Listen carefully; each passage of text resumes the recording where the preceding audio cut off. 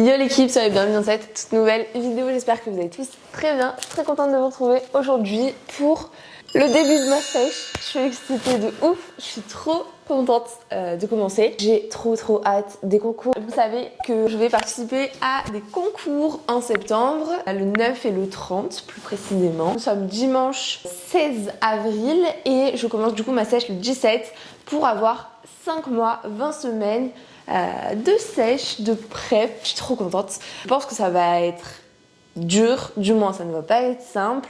Mentalement je vais devoir m'accrocher, je le sais, mais je suis tellement motivée, j'en ai tellement envie que je sais que ça va bien se passer.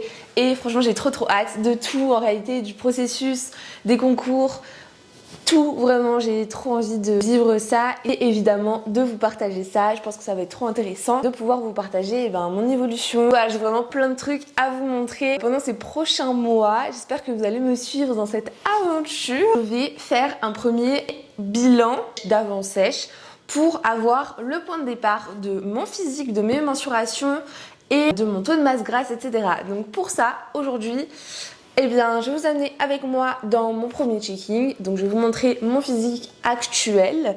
Je vais prendre mes mensurations, donc je vais vous les partager. Et je vais me rendre dans la salle dans laquelle je travaille, qui est équipée d'une fabuleuse machine InBody. Je vais tout de suite vous faire mon physique update et je vais vous donner aussi mes mensurations. Let's go!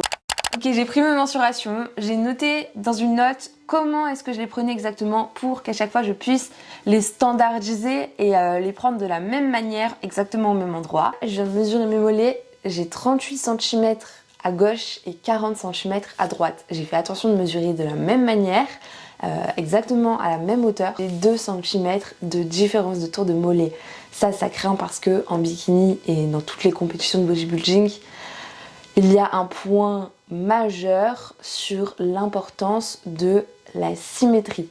Là je suis pas symétrique, je sais que j'ai un mollet plus gros que l'autre et il va falloir que je remédie à ça grâce au posing je pense, parce que là clairement même si je perds en masse grasse au niveau des mollets, je pense que la masse musculaire va rester. Proportionnellement le mollet droit risque de rester plus gros que le mollet gauche. Déjà qu'ils sont gros, ils attirent l'œil, mais alors en plus ils sont asymétriques, c'est pas top j'avoue, donc je vais essayer de faire au mieux niveau posing. Il va falloir que je contacte quelqu'un, je pense que je voulais faire tout toute seule, vous savez je me prépare seule, j'avais envie de poser seule, étant donné que je suis assez autodidacte, je pensais pouvoir me débrouiller, mais c'est vrai que je commence à réfléchir, à prendre une heure de posing avec une pro qui pourra me donner son point de vue sur les meilleures poses à prendre pour moi, les meilleurs angles, etc. pour moi, parce que je suis capable de reproduire des poses que je vois, etc. mais de les adapter au mieux à moi pour que mon physique rentre bien sur scène. Et rendre bien, ça veut pas juste dire, enfin c'est pas subjectif, c'est objectif par rapport aux critères. Et du coup, voilà, je pense que je prendrai une heure de cours de posing pour qu'on puisse adapter ça et qu'on puisse essayer de faire quelque chose pour mes mollets pour qu'ils paraissent au moins symétriques, voire plus fins, mais bon ça je pense que ça va être compliqué. Voilà, donc on verra ça au niveau du posing. Le posing c'est vraiment l'art de mettre en valeur ses points forts et de dissimuler un petit peu ses points faibles. Donc là pour le coup, j'estime que mes mollets sont un point faible. De toute manière c'est le point faible de ma vie, les mollets. Pour mon tour de cuisse, les deux cuisses font 57,5 cm. Pour le tour de fesses, au plus épais, pareil, 98 cm. Pour le tour de taille au plus fin, du coup là j'étais à 74 cm. Au niveau du tour de poitrine, je suis à 92 cm. Au niveau du tour d'épaule, j'ai pris vraiment ici. Au niveau du plus large, je suis à 102 cm. Et pour le bras, j'ai fait le biceps contracté. Au plus large, je suis à 31,5 cm. On pourra comparer ça dans les prochaines semaines, dans les prochains mois. J'ai trop hâte.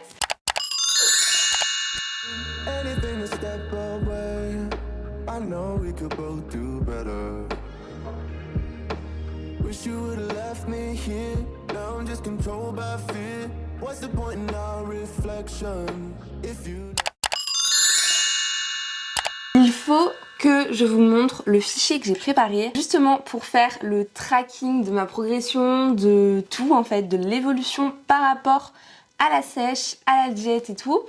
Donc je vous montre ça tout de suite, il est trop bien, je suis trop fière de ce... Enfin c'est nul hein, franchement c'est un Excel.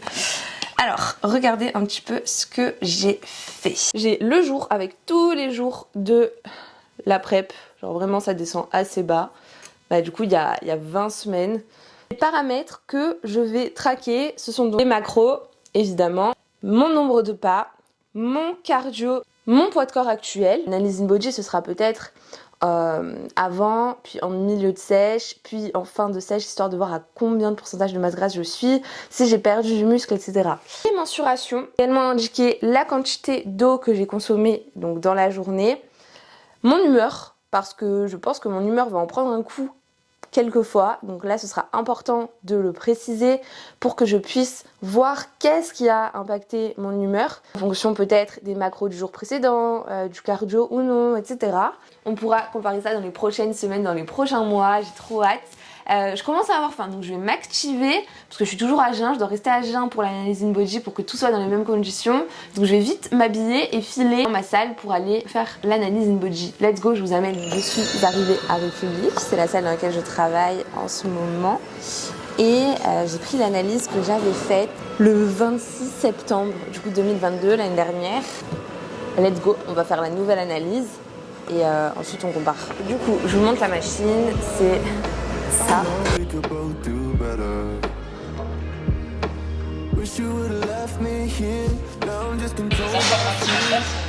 Et appuyez sur Entrée. Placez vos talons sur les électrodes arrière. Placez vos pouces sur les électrodes ovales. Gardez vos bras tendus. Vos bras ne doivent pas être en contact avec votre tronc. Démarrage de votre test InBody. Ne parlez pas et restez immobile pendant le test. Le test est terminé. On va faire la comparaison entre septembre et maintenant déjà et puis je vais vous montrer mon analyse du jour, surtout pour avoir le point de départ de cette sèche. Je vais essayer de retrouver des photos de septembre à peu près au moment où j'avais fait la première analyse pour pouvoir comparer physiquement parce que là je suis assez étonnée de l'évolution. Je vous montre ça. Je vous explique. J'ai gagné 2 points sur le score InBody, donc c'est un bon signe globalement, même si c'est pas ce à quoi on va se fier étant donné toutes les informations qu'on a et qui sont bien plus précises. Déjà au niveau de mon poids de corps actuel, je suis à 62,9 kg, donc un petit peu plus lourde que la dernière fois. Au niveau de l'eau corporelle totale, je suis à 38 litres 3, donc quasiment 38 kg 3 on va dire, hein, donc j'ai plus d'eau. Au niveau des protéines, du coup ça correspond aux muscles dépourvus d'eau, donc la masse musculaire. Je suis à 10,5 kg et avant j'étais à 10,2 kg, donc j'ai gagné 300 grammes potentiellement là de muscles secs vraiment. Au niveau de la masse grasse, je suis à 10,6 kg alors que j'étais à 11,2 kg, donc je suis censée être un peu plus sèche alors que je me trouve assez grasse. Au niveau du taux de graisse corporelle, du coup je suis à 16,8% actuellement, j'étais à 18% la dernière fois. La surface de graisse viscérale, je suis à 36,1, j'étais à 38, donc j'ai baissé, donc c'est trop cool, c'est plutôt bon. Au niveau de la masse musculaire, je suis actuellement à 29,8 kg, donc la masse musculaire totale. Avant, j'étais à 28,6 kg, donc j'ai gagné 1,2 kg de masse musculaire. C'est assez fou. Donc la masse musculaire par rapport à mon poids de corps actuel de 62,9 kg, ça correspond à 47,37%. Donc j'ai pris 1,4 points de pourcentage, on va dire, de masse musculaire, donc c'est trop cool. Étant donné que j'ai gagné du muscle, on peut voir que mon métabolisme de base qui est là a augmenté, je suis à 1500 et là j'étais à 1468. Donc forcément, c'est vraiment une donnée qui est corrélée à l'augmentation de la masse musculaire, donc ça s'explique comme ça. Étant donné que la machine m'indique que j'ai pris 1,2 kg de masse musculaire, ce qui est assez fou, franchement je suis trop contente. Et la chose encore plus intéressante, c'est l'analyse segmentaire de la masse maigre, donc l'analyse vraiment par segment de la masse musculaire. Alors d'abord on peut voir qu'au niveau du bras droit, j'étais à 2,65 kg de masse musculaire. Je suis actuellement à 2,90 kg, donc j'ai pris 250 grammes, donc ça c'est trop cool. Au niveau du bras gauche, pareil 2,84 actuellement, donc j'ai pris pareil 26 grammes sur le bras gauche. J'étais un petit peu en retard au niveau de l'épaule gauche et je trouve que j'ai bien rattrapé. Donc Voilà, on a rattrapé un petit peu le déficit. J'ai perdu en masse musculaire au niveau des jambes, ça c'est assez louche. Donc sans surprise, j'ai pris dans les bras et surtout dans les épaules, étant donné que je ne travaille pas mes bras. Évidemment que ce sont mes épaules qui sont en prise de masse, on va dire, donc c'est plutôt bon signe. Et du coup, on peut aussi voir l'analyse segmentaire de la masse grasse. Donc là, je suis à 0,5 par bras et 1,7 et 1,6 dans les jambes. Donc j'ai perdu un peu dans les bras et aussi dans les jambes. Assez contente parce que ce chiffre-là a augmenté et c'est vraiment la santé cellulaire. Donc c'est assez cool que ça a augmenté. Franchement, c'est tout bénef, surtout que je suis assez haute. Pour une femme, il faut être entre 5 et 6. Et là, je suis à 7, donc franchement, c'est trop bien. Là, je suis contente, j'ai pris toutes les données pour aujourd'hui. Je vais vous montrer juste ma nouvelle routine de compléments parce que j'ai changé pas mal de trucs et j'adopte une routine vraiment précise pour cette sèche, pour cette prep, afin de limiter au maximum les dégâts et de mettre toutes les chances de mon côté pour avoir une bonne humeur et pour avoir une progression optimale. Donc on se retrouve tout à l'heure pour que je vous présente tout ça. On se retrouve à la maison, je vous avais dit qu'il fallait que je vous partage les cures pour cette prep. Là, tout ce que j'ai à prendre chaque matin, mais ça va se réduire, je vais vous expliquer un petit peu. Déjà, j'ai 4 gélules de créatine. Je prends la créatine chez Optimum Nutrition. C'était la première fois que j'utilisais de la créatine, c'est le premier pot que j'utilise et du coup j'arrive à bout du premier mois d'utilisation de la créatine. Je n'ai pas vu d'impact sur moi, sur mes perfs, sur mon énergie, quoi que ce soit, sur mon physique non plus, pas particulièrement.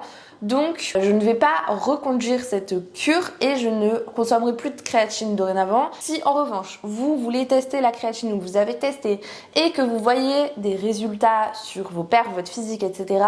Dans le bon sens, des améliorations quelles qu'elles soient, continuez bien sûr. Simplement sur moi, ça n'a pas eu d'effet donc je n'ai pas d'intérêt à prendre 4 gélules de créatine par jour, sachant que j'ai déjà énormément de gélules à prendre chaque matin. Également de la glutamine et les compléments desquels je voulais vous parler pour cette sèche et que je vais prendre vraiment tout au long de la sèche, c'est d'abord le collagène que j'ai acheté, collagène de type 1 pour la peau. Un complément alimentaire à base de collagène, d'huile de poisson et de krill, d'astaxanthine, de vitamine E et de vitamine C. Niveau compo, c'est excellent. 106 mg de collagène. À la base, c'est un complément qui a été conçu par des chirurgiens pour réparer les plaies plus rapidement après les opérations. Et en fait, ils se sont rendus compte que ça avait des effets également sur l'aspect de la peau, sur l'élasticité, etc. Donc ils ont adapté en ajoutant un peu d'huile de krill, etc. Je suppose tout le reste de la composition pour pouvoir adapter ça au grand public et améliorer les effets sur la peau. Je prends vraiment pour la peau parce que j'ai envie de protéger ma peau au maximum, j'ai pas envie de la retrouver un peu plus ridée ou un peu plus, je sais pas, distendue ou quoi à cause de la sèche. Et autre chose qui va m'accompagner jusqu'à la fin de ma sèche et même après, c'est la gamme Daily Support Gold Standard de chez Optimum Nutrition qui est mon partenaire. Donc celui que j'utilise d'ores et déjà quotidiennement, c'est le Daily Support Joint and Muscle qui va aider avec du collagène, surtout pour les muscles et les articulations. C'est complémentaire au précédent complément que je vous ai présenté, étant donné que là c'est plutôt du collagène de type 2 qui va vraiment aider les tissus internes. Ici on a du lévagène et pour une seule gélule par jour on a 150 mg, donc c'est encore plus dosé que les 2 petites gélules d'oxyprolane. Ça va faire un super combo. C'est vraiment de la prévention, mais c'est vraiment des compléments santé que je trouve très important de consommer au quotidien. Au niveau du reste de la cure Daily Support, j'ai tout à disposition. J'ai le Daily Support Mood, le Daily Support Sleep et le Daily Support Focus que je vais utiliser un peu plus tard dans l'avancée de ma sèche puisque tout de suite, je n'en ai pas absolument besoin. Le Daily Support Mood, il va être super, il y a de l'ashwagandha dedans, etc. Quand mes humeurs ne seront pas au top à cause de la sèche, à cause du manque d'énergie, etc. Je pense que ça va m'aider à me donner un coup de boost, donc je le prendrai dans quelques mois. Je pense à partir de 2-3 mois de sèche, ça arrivera dans ma routine. Le Daily Support Focus, lui, il est à base de caféine, etc., de théine, donc je l'utiliserai vraiment de temps en temps quand je me sentirai fatiguée avec vraiment un manque d'énergie dû évidemment à l'alimentation, avoir de l'énergie pour aller m'entraîner, etc. Même si je pense qu'à un moment donné j'aurai faim. Et justement, je me connais, je sais que je n'arrive pas à dormir quand j'ai faim. Je n'arrive pas à m'endormir et je me réveille la nuit, etc. C'est une horreur. J'utiliserai du coup le Daily Support Sleep le soir pour pouvoir dormir convenablement, même avec un petit peu de faim en moi. Je suis trop contente d'avoir ces compléments à disposition pour m'accompagner dans ma sèche. N'hésitez pas si vous en avez besoin à vous procurer parce que franchement, les compléments santé, c'est ce sur quoi on peut y aller. Pour ce qui est de la créatine et de la glutamine, ça va bientôt partir de ma routine. J'essaie juste de finir tout ça. Je ne vous ai pas parlé des macros que j'avais pour cette première phase de sèche. Je suis actuellement à 2135 calories avec 132 grammes de protéines. Au niveau des lipides, je suis à 60 grammes. Ce sur quoi je vais jouer, c'est surtout sur les glucides qui pour le moment sont à 274 grammes. Je vais vous laisser là pour cette vidéo. J'espère que cette vidéo vous aura plu. C'était vraiment pour établir le premier bilan, le point de départ de cette préparation. N'hésitez pas à vous abonner si jamais ce n'est pas encore fait pour pouvoir suivre cette aventure avec moi et à liker cette vidéo évidemment pour pouvoir me soutenir au maximum. On se retrouve jeudi prochain à 16 h sur cette chaîne YouTube pour une toute nouvelle vidéo comme chaque semaine. C'était Laurine, je vous fais plein de bisous. Ciao.